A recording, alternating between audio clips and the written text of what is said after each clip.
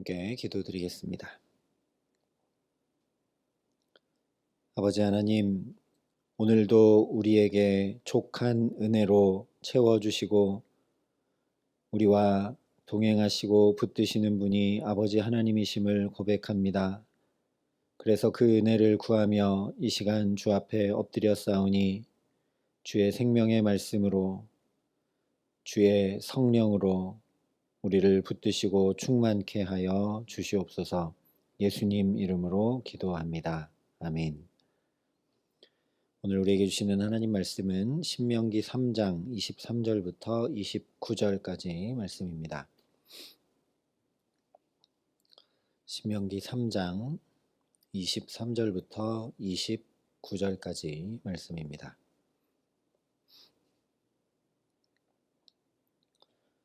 신명기 3장 23절부터 29절까지의 말씀을 제가 봉독해 드리겠습니다. 하나님의 말씀입니다.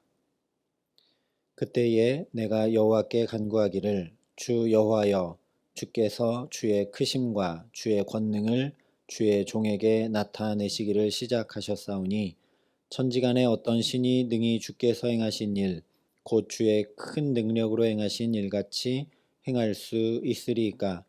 구하옵나니 나를 건너가게 하사 요단 저쪽에 있는 아름다운 땅 아름다운 산과 레바논을 보게 하옵소서. 하되 여호와께서 너희 때문에 내게 진노하사 내 말을 듣지 아니하시고 내게 이르시기를 그만해도 족하니 이 일로 다시 내게 말하지 말라. 너는 비스가산 꼭대기에 올라가서 눈을 들어 동서남북을 바라고 내 눈으로 그 땅을 바라보라. 너는 이 요단을 건너지 못할 것임이니라. 너는 여호수아에게 명령하고 그를 담대하게 하며 그를 강하게 하라. 그는 이 백성을 거느리고 건너가서 내가 볼 땅을 그들이 기업으로 얻게 하리라 하셨느니라. 그때 우리가 벳부올 맞은편 골짜기에 거주하였느니라. 아멘.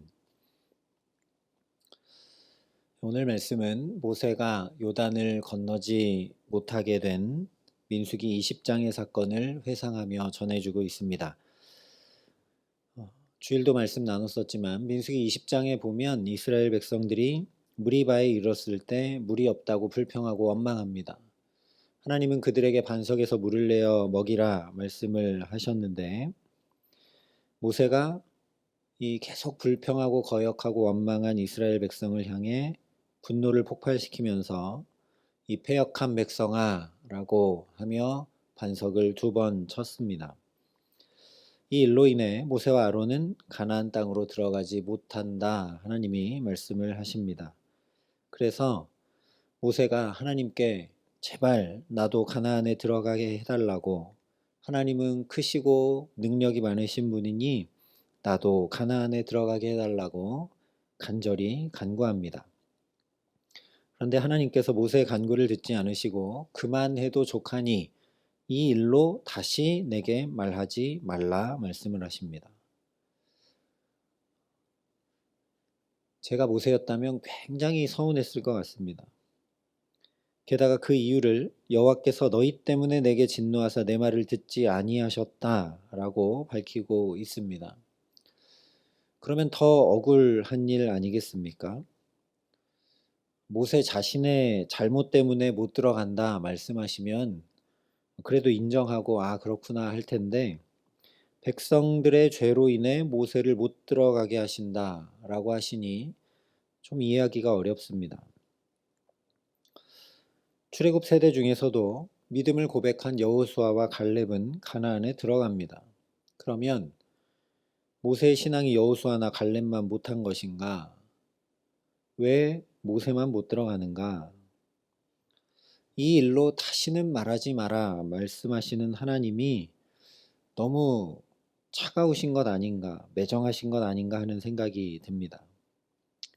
그런데 시편 106편에 보면 이렇게 말씀을 합니다. 저희가 또 무리바 물에서 여호와를 노하시게 하였으므로 저희로 인하여 얼이 모세에게 미쳤나니 라고 말씀을 합니다. 이 시편 말씀은 백성들의 그 거역하는 마음이 그대로 모세에게 들어갔다라는 말씀은 아닙니다. 결론부터 말씀을 드리면 백성의 수준이 곧 지도자의 수준이라는 것입니다. 그러니까 지도자죠.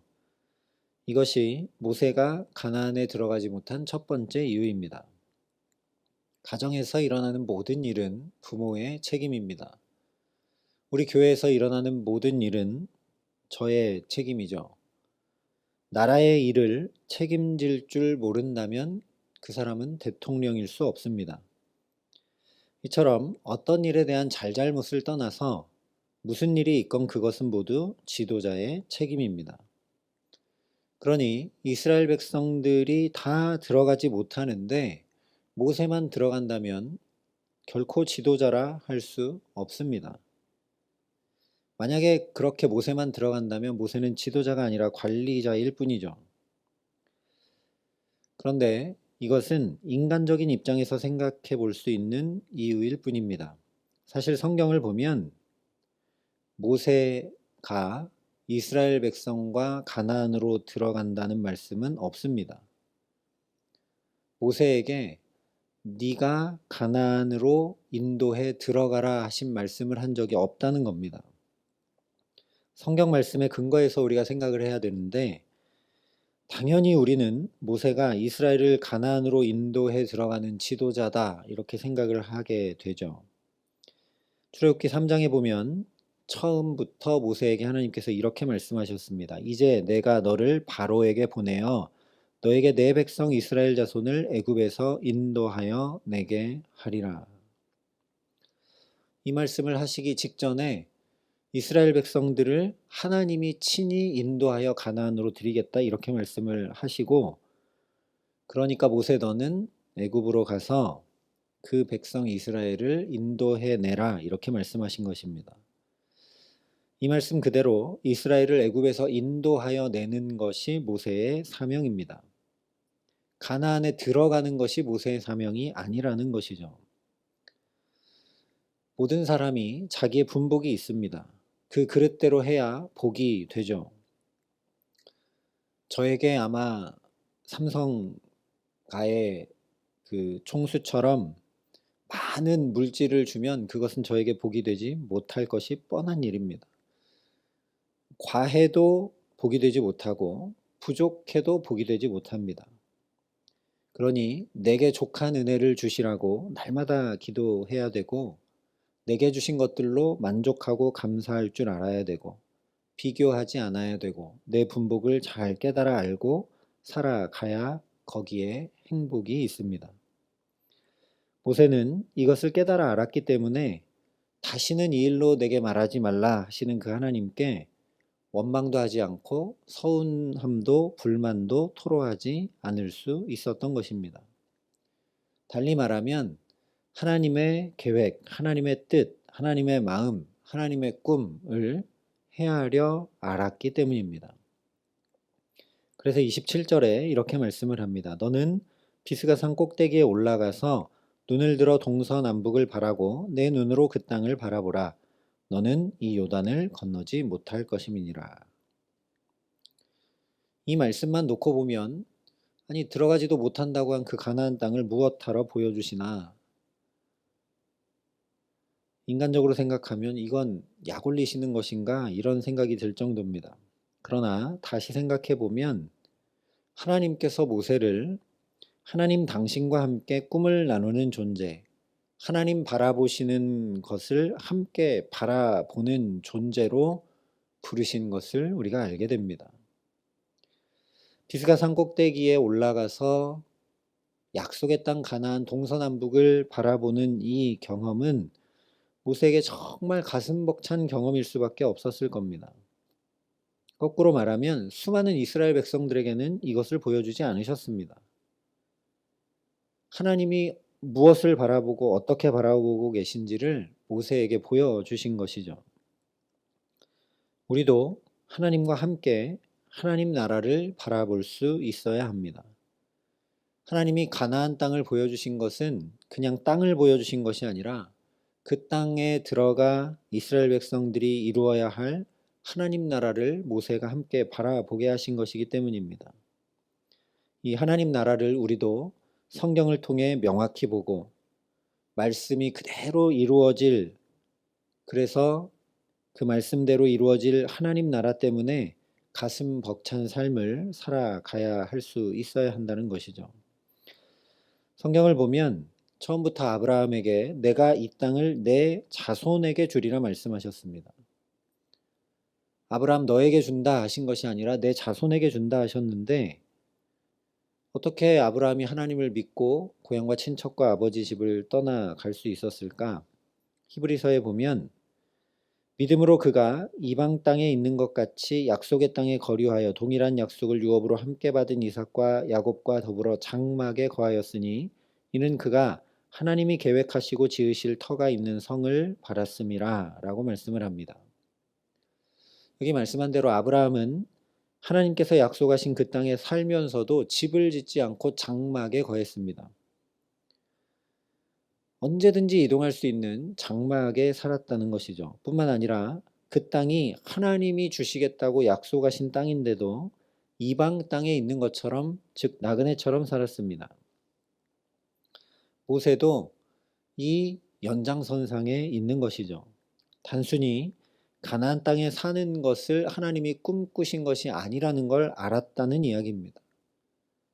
그 땅에 들어가서 그 땅을 밟고 그 땅에 집 짓고 그 땅에서 사는 것, 하나님이 그것 꿈꾸지 않았다라는 걸 모세가 알았기 때문에 이 일로 다시는 내게 말하지 말라 한 것에 대해서 서운해하거나 원망하지, 불평하지 않을 수 있었던 겁니다. 우리도 이 연장선상에서 살아야 한다라는 것입니다. 마치 이방 땅에 사는 나그네처럼 언제든지 떠날 준비를 하며 살아야 합니다. 이 땅의 것에 치심치 않고 집착하지 않고 영원한 하나님 나라를 바라보고 살지 않으면 온갖 것들에 실망하고 좌절하고 불평하고 원망할 수밖에 없습니다. 심지어 하나님에 대해서도 그렇게 원망하고 불평할 수밖에 없게 됩니다. 그것이 이스라엘 백성들의 모습이었던 것이죠. 이와 관련해서 한 가지 더 생각해 볼 것은 나이가 많은 모세가 어떻게 산에 올라가 가나안 땅을 다 바라볼 수 있었겠는가 하는 것입니다. 하나님께서 분명히 눈을 들어 동서남북을 바라고 내 눈으로 그 땅을 바라보라 말씀하셨죠. 신명기 저 뒤에 33장에 가보면 모세가 죽을 때 나이가 120세였으나 그의 눈이 흐리지 아니하였고 기력이 쇠하지 아니하였더라 말씀을 합니다.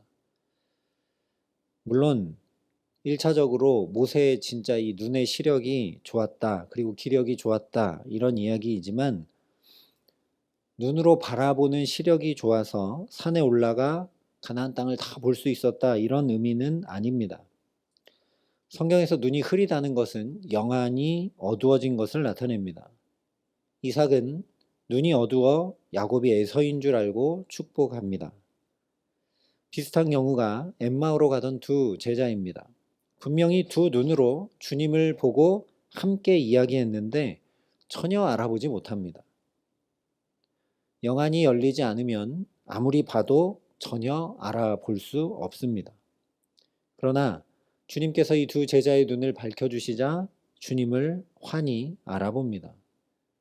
모세가 비스가산 꼭대기에 올라가 본 것이 바로 이런 것이라는 말씀입니다. 모세는 그 놀라운 은혜, 영안이 환히 열려 하나님의 꿈을 함께 나누고 보는 은혜를 덧입었다라는 것입니다. 하나님께서 오늘 저와 여러분도 이 자리에 부르셔서 모세처럼 하나님의 꿈을 함께 나누고 함께 이루어 가고자 말씀을 바라보게 하시는 줄 믿습니다.